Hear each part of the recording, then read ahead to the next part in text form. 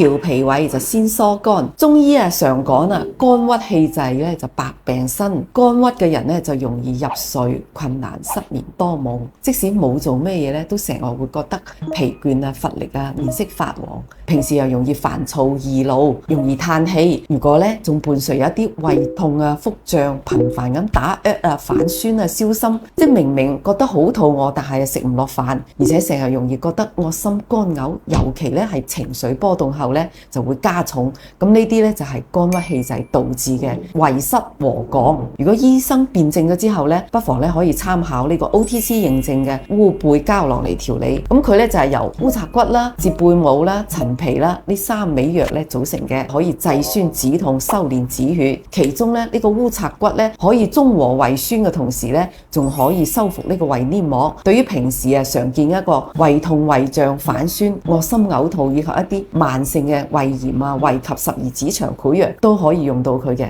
成分咧簡單溫和，而唔使擔心佢個副作用。大家記低未呢？